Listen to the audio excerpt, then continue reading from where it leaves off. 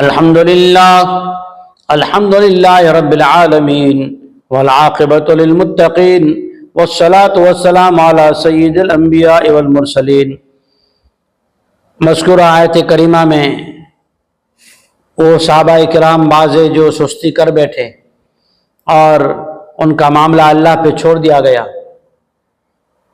لیکن انہوں نے ایسی سچی توبائیں کی کہ اللہ جل شانہ نے ان کی توبہ قبول کی، اور انہوں نے نیتیں کر لی کہ ہم جب تک توبہ قبول نہیں ہوگی اپنے آپ کو ستونوں سے جو باندھ رکھا ہے نا اسے کھولیں گے نہیں۔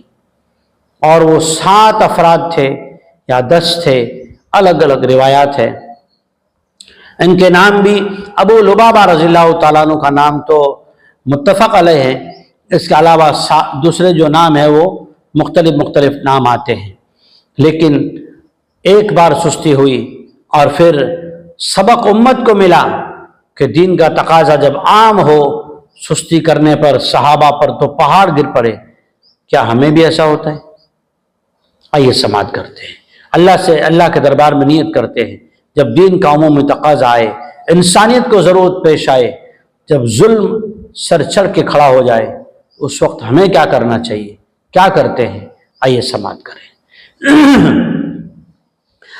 اعوذ باللہ من الشیطان الرجیم، بسم اللہ الرحمن الرحیم۔ وآخرون مرجون لأمر اللہ اما يعذبهم واما يتوب علیہم واللہ علیم حکیم۔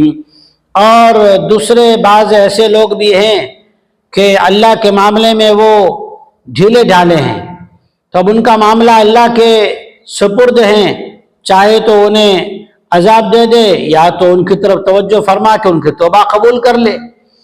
اللہ جل شانہ ان کی حالت کو جاننے والا بھی ہے اور حکمت والا بھی ہے۔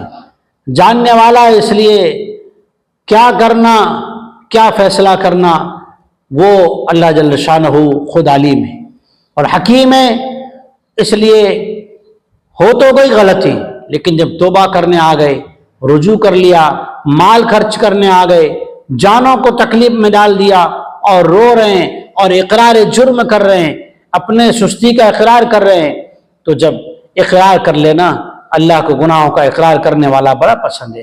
اور پھر صحابی رسول صلی اللہ علیہ وسلم ہوں اور حضور کے غلام ہوں، اور پھر مسجد نبوی ہو اور نبی کریم صلی اللہ علیہ وسلم کی ذات اقدس موجود ہو اور حضور کی موجودگی میں اللہ کی طرف رجوع کریں، پھر ان صحابہ کا دل ہو، ان کی آنکھیں برستی ہوں، پھر اللہ کو رحم کیوں نہ آئے۔ اور پھر ان کی توبہ اور ان کا یہ اللہ کی طرف رجوع کرنا، اپنے آپ کو خود سامنے سے آ کر پیش کرنا، اور پھر زندگی بھر کے لیے اس اپنے جرم کو یاد رکھنا اور اپنی سستی پر بار بار زندگی بھر افسوس کرتے رہنا، اور اس کی بار بار جو ہے بھرپائی کرنے کے لیے کیسی خیرات و صدقات و قربانیاں دے دینا۔ اس سے پہلے کئی قربانیاں دے چکے، لیکن پھر ایک وقت میں صرف ذرا سی سستی کیا ہوئی، قیامت تک آنے والے انسانوں کو سبق سکھا دیا کہ صحابہ کرام رضی اللہ عنہ اجمعین اللہ کو راضی کرنے کے لیے کیا کچھ کر جاتے ہیں۔ اللہ جل شانہ ہمیں حقیقی معنی میں اللہ کی عظمت، نبی کریم صلی اللہ علیہ وسلم کی محبت اور شریعت کا اتباع نصیب فرمائے، سچی پکی توبہ نصیب فرمائے، گناہوں کا احساس نصیب فرمائے۔ آمین۔ وآخر دعوانا ان الحمد للہ رب العالمین۔